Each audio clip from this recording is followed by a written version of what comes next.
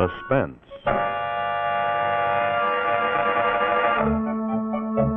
Your host tonight on the Autolite Theater is the maker of the famous wide-gap Autolite resistor spark plug. Ignition engineered by Autolite, makers of complete ignition systems for many of America's finest cars. From bumper to tail light, Autolite makes over 400 products for cars and trucks. Spark plugs, bumpers, hubcaps, bullseye seal beam units, radiator grills, batteries, wire and cable, ignition systems, speedometers, instruments, tail lights, and many more.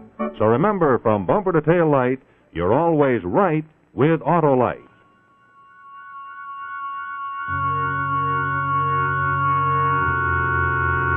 And now, Autolite and its 60,000 dealers and service stations everywhere present Suspense.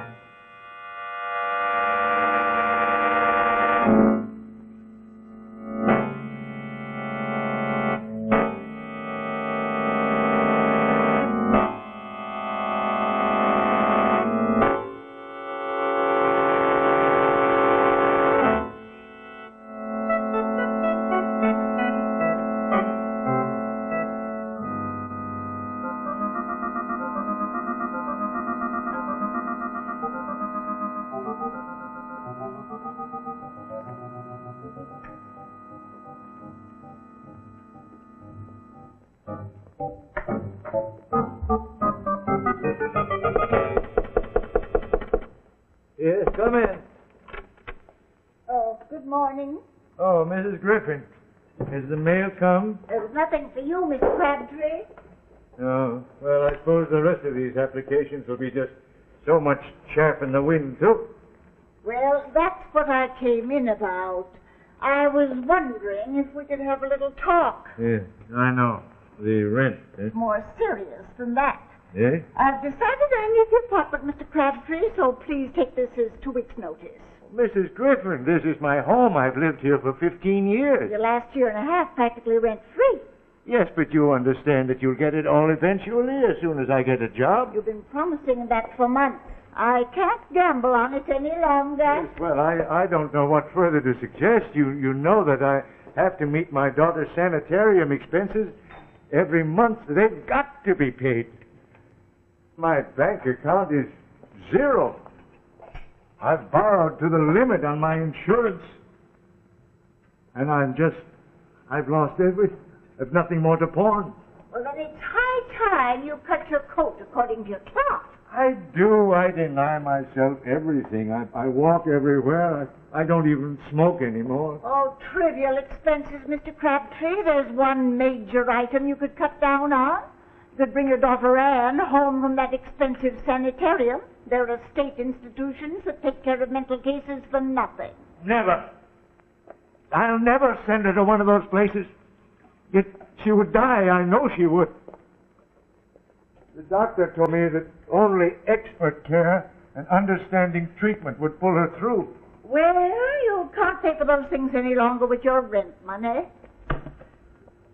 I don't want to behave like a dragon. We'll make it 4 weeks' notice if that will help any. But in 2 weeks I shall have to show the apartment to prospective tenants.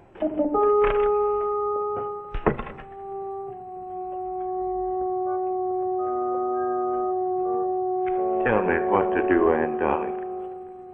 I'm at my wit's end. I'd willingly kill myself, but what good would that do now? No more insurance. What would become of you? Mr. Crabtree, this young lady's come to see you about an advertisement you answered. Oh, yes, of course. Well, come in, Miss... My name is unimportant. Oh. I'm merely a spokesman in this matter. And it's highly confidential. Oh, would you mind... Oh, well, I was just going. Yes, come in. Now, Mr. Crabtree, about your application. Oh, which one? You see, I've answered so many. This. Oh? Man wanted for hard work at moderate pay. Sober, honest, industrious. Former accountant, aged 55 to 60. Write details, send references, box 111, general delivery, New York. Yes, I answered this a month ago. I'd given up hope of hearing. It took a month to investigate you. Well, you must be thorough. My employer leaves nothing to chance. Oh. Tell me, Mr. Crabtree, Do you feel qualified to operate your own establishment? My own establishment? Well, I don't want to misrepresent my previous experience. You see, I've always been in a position of employee. For the last 20 years, I've been... Yes. What? We know the biographical details. Oh. Well, this particular job is a simple matter of regular confidential reports to be sent through the mail. You would have your own office and no supervision. What kind of confidential reports? On various important corporations. It would be a matter of covering references to them in the financial journals. Well, to what address do I mail these? Well, the box number you already have, of course. Yes, of course. Your hours would be 9 to 5, 6 days a week, with an hour off for lunch. Oh, might I ask about my salary? I'm empowered to offer you $100 a week. Oh. Do you mind if I sit down? Now, this is the address of the office. Eh? Room 1202, 581, East 42nd Street. One of these keys is for the door, one for the desk, and the other for a filing cabinet. You will report tomorrow at 9 a.m. sharp. Mr. Crabtree, am I to gather from your attitude that you're dissatisfied with this offer? Oh, no. No, I accept with profound gratitude. We thought you would. Any questions? Well, yes. Who is my employer? It's necessary for him to remain anonymous, even to you. Moreover, the nature of your work is not to be discussed with anyone whatsoever. Oh, well, I understand. I mean, you may tell him, please, that I'll follow his instructions to the letter. Good. Yes. Now, as to your salary, it will reach you the end of every week through the mail, in cash. Yes. Goodbye. Bye. And good luck, Mr. Crabtree.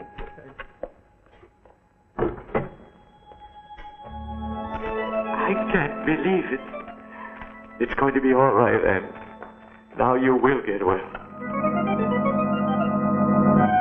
Hello, darling. Is it all right for me to talk? Good. I just couldn't wait to tell you. It went off perfectly. My dear, he's ideal, just exactly what we've been looking for. I put on such a marvelous performance, he hasn't any idea it isn't a bona fide job. Yes, I'll phone the building right away and tell them to put his name on the office door.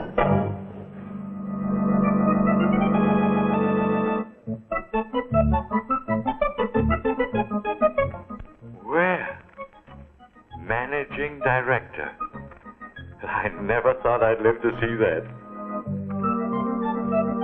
Oh, my. Not exactly palatial.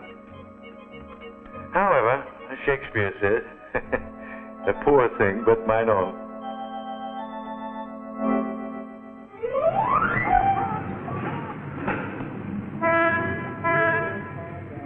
Bird's eye view of termites scurrying to work. Yeah, this makes me dizzy. Besides, it's very cold.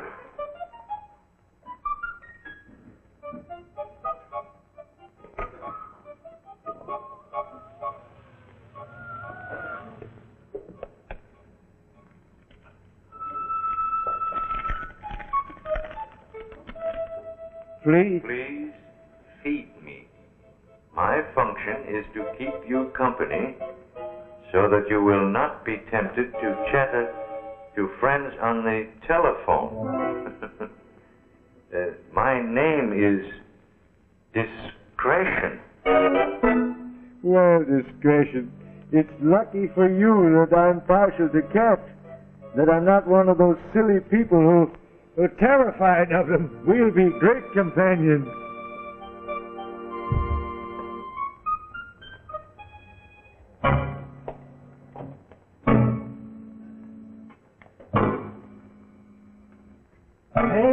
Nailed to the floor.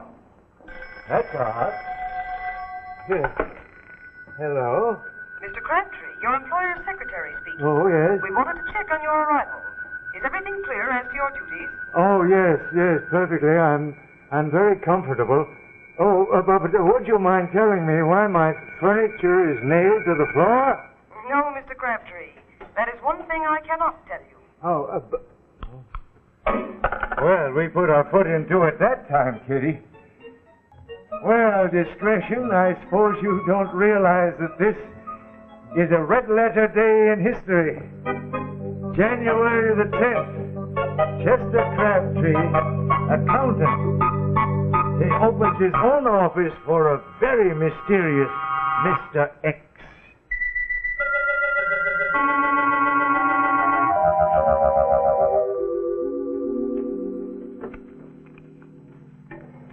Well, listen to this, Pussy. Some optimistic person wants me to contribute to a fund for the revival of the 18th Amendment. Yes, come in. Mr. Crabtree, I give you one guess as to who I am. Oh, could you be my employer, sir? I always think of you as Mr. X. You may continue to call me that. Oh, thank you. Well, I'm very proud to make your acquaintance, sir, at long last. Won't you take my chair, sir? I'm afraid it's the only one. And it's not through an oversight, Mr. Crabtree, that it is the only one. Oh.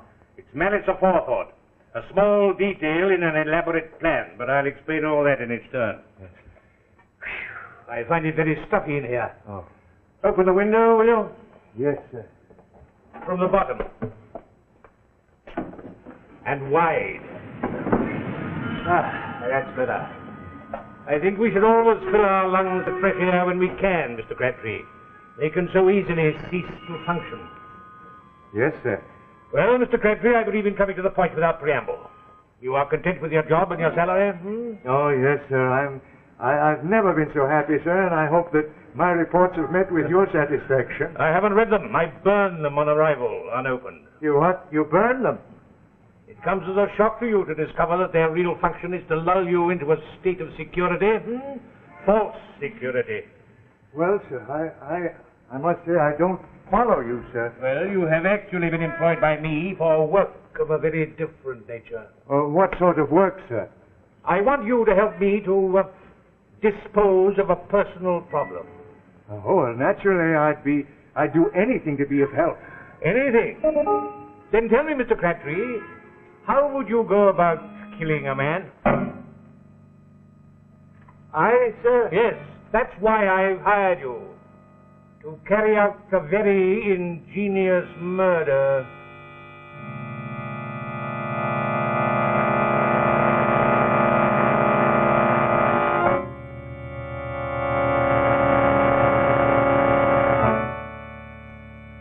In just a moment, we'll see Act Two of Help Wanted, starring Otto Kruger. Friends, today I was thinking about all the summer driving that you're going to be doing very soon, and I thought, well, you don't want to have a lot of trouble with your cars, so by way of a bit of advice, I thought I'd tell you a little story about a man I know named Merlin the Marvelous. Merlin the Marvelous Magician. And he really is a very marvelous guy. Very smart. He can tell you the card you're thinking of, or he can make things disappear right in front of your eyes. So, when Merlin's car gets to jumping and jolting around, you'd think he'd give it the old abracadabra, or at least try and make with the double whammy to get rid of whatever the trouble is. But now, as I told you, Merlin is a very smart fella, and he knows that the thing to do is take his car to an expert, which is just what he did. And we found out what the trouble was right away.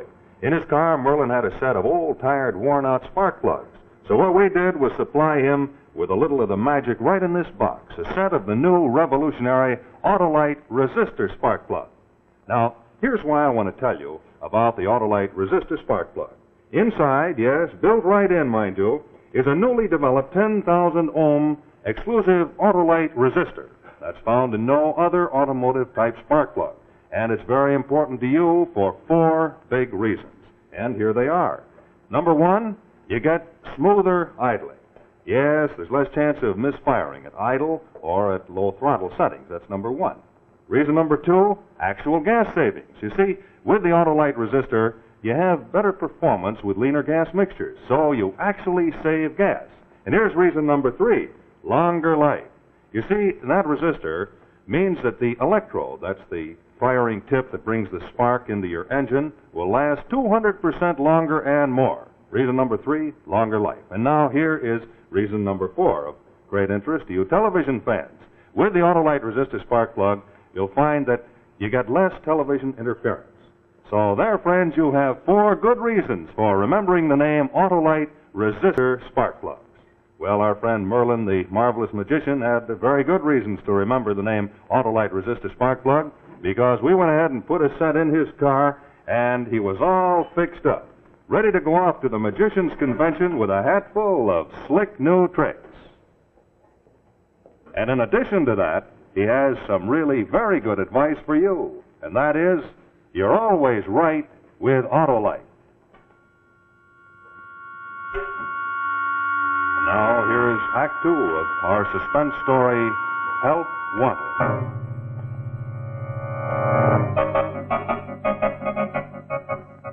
I gather from your stony silence, Mr. Crabtree, that the idea of taking life is repugnant to you. Well, sir, I am an accountant, not an assassin. I've never even dimly contemplated such an action.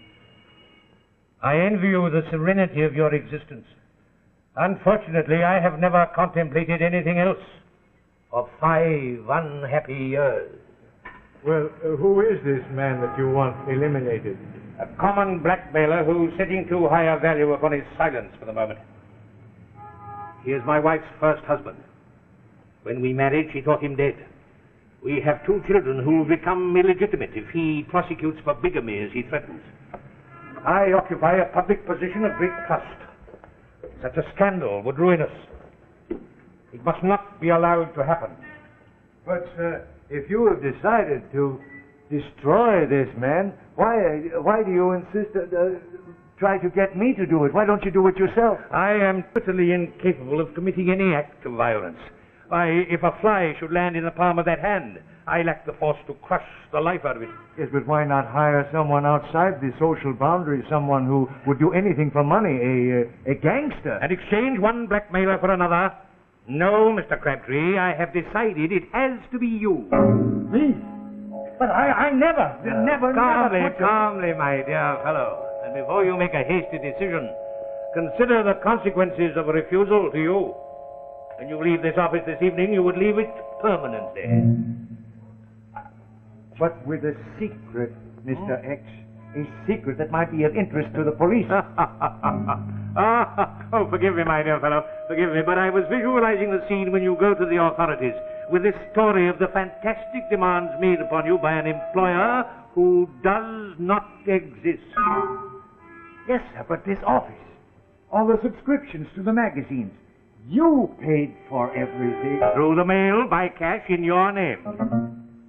But then you inserted the advertisement in the newspaper. Anonymously. Of course, it would not be impossible for you to discover my real identity, but it would only lead you to an institution for the mentally deranged. Hallucinations, my dear fellow. But the lady who engaged me in your behalf was no hallucination. Quite correct, Mr. Crabtree. She was not. That was my wife. Disguised, of course. And I do not think even your landlady would recognize her again. Well, I still don't understand. Oh. Why you want to pick on me? Then I will explain.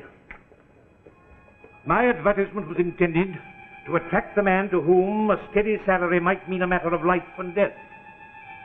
I examined numerous replies. You seem to me to be the ideal candidate, for to you, a steady salary is a matter of life and death. Well, if not to you, at least to your daughter. What good would I be to my daughter if I went to the chair for murder? You underestimate my ingenuity. My plan is foolproof. For example, this cramped office was found after a weary search as perfect for our purpose. The exact spot in which this desk is placed was carefully selected. It has even been nailed to the floor to make it impossible to move it. Now observe. When you are seated at this desk, a visitor is confined to the space you occupy now at that window. Within the hour, the man we have been discussing will come through that door. He will stand there with his back to the open window, as now. He will ask you for an envelope containing a contribution. You will hand him that.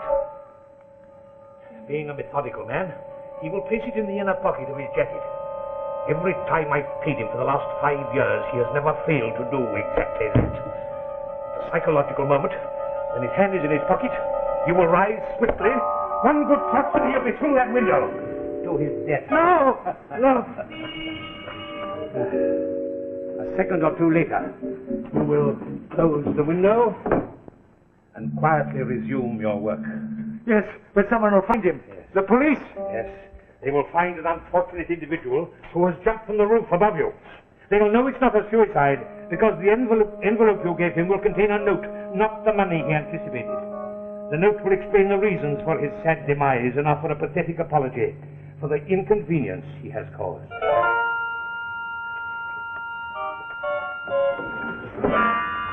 Now, Mr. Crabtree, if I am never blackmailed again, I shall know that you have carried out your function as my employee.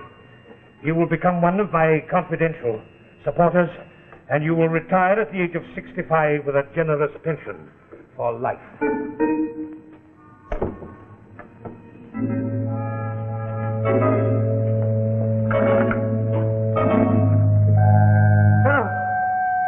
Police department. Why don't you bring your daughter Anne home from that expensive sanitarium? They're a state institution that takes care of mental cases for nothing. In 2 weeks, I shall have to show the apartment to prospective tenants.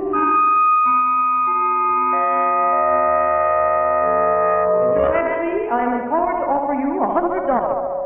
$100.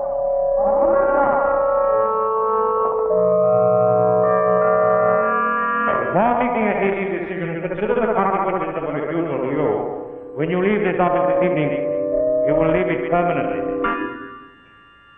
But you could become one of my confidential supporters and retire at the age of 65 with a generous pension for life. For life. For life. Come in. Mr. Crabtree, Yes. I am hoping, sir, to obtain a contribution from you. Sir, it is my... I know.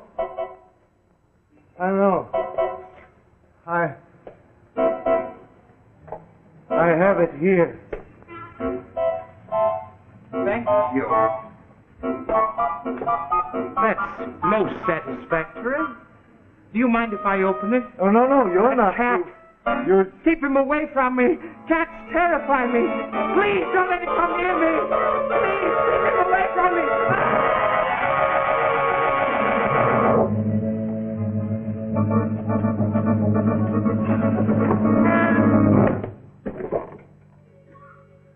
I never touched him.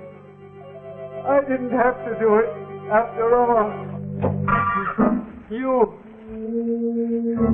saved me.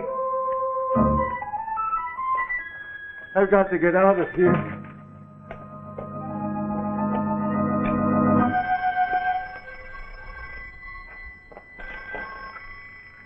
Hello?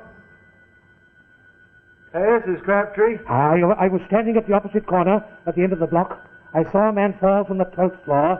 Congratulations, my dear fellow. Yes, but I didn't do it. It was an accident. He fell by accident. You did give him that letter. Yes, I did.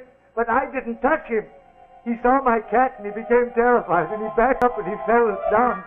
But my dear Crabtree, I hope you are not going to spoil everything when it is all going so splendidly by losing your head. It would be most unwise to tell that, shall we say, cat and bull story to the police. Now, you heard nothing. You saw nothing. Go on quietly working at your reports. Yes, sir. Sir, but sir!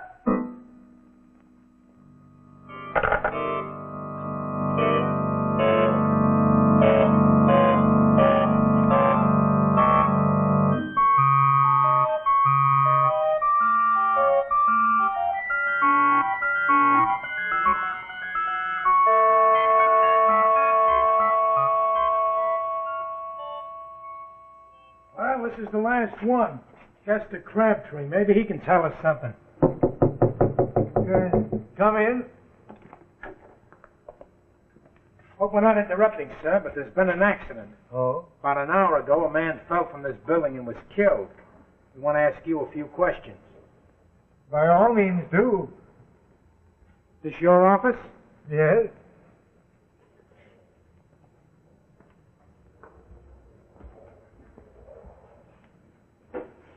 Been in it all morning? Yes?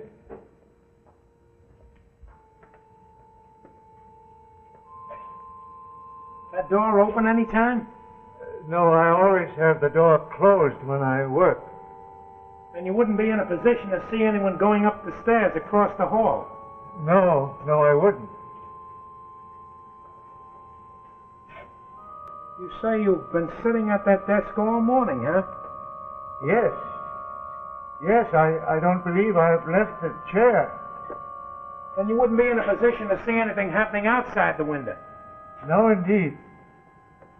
You hear anything? Anything out of the ordinary? Out of the ordinary?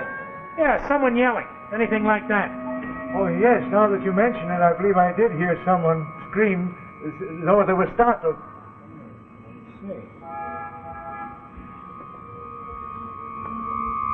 Well, that ties it up. The guy jumped from the roof, all right. Second he did it, he changed his mind. Clear case of suicide, note and everything. Sorry to trouble you, Mr. Crabtree, but we have to get all the facts we can. Yes, but just one moment. Oh, one thing. Who was this person? Oh, some reformer. He'd been going through the building trying to solicit contributions to revive the 18th Amendment. Oh. Well, it takes all kinds to make a world. Goodbye, Mr. Crabtree. Goodbye. Goodbye.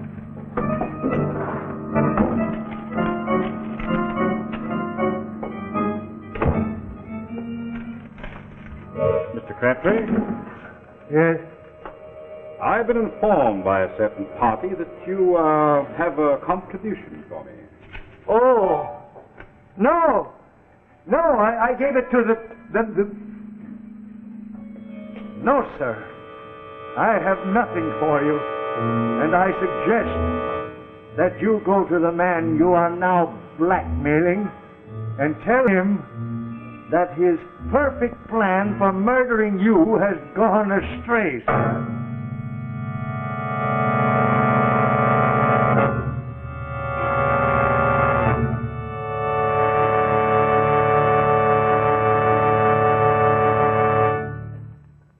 Thank you, Otto Kruger, for a wonderful performance in Help Wanted. This is Rex Marshall speaking for Autolite, and in just a moment I'll tell you about next week's Suspense presentation. But right now, here's a parade of some of the more than 400 Autolite products which are made in their plants from coast to coast. Here come the horns, the windshield wipers, the relays, the ignition coils, and of course the batteries. Autolite Stay Full batteries. The batteries that need water only 3 times a year in normal car use. There's spark plug wire, battery cable. And there come the Autolite starting motors, followed by the distributors and the generators. And there are the gas gauges. Here come the spark plugs, ignition-engineered resistor spark plugs. Look at that precision, typical of Autolite, for Autolite means precision engineering. So insist on Autolite original factory parts at your neighborhood service station, car dealer, or repair shop. It's a good thing to remember, friends, that from bumper to tail light, you're always right with Autolite.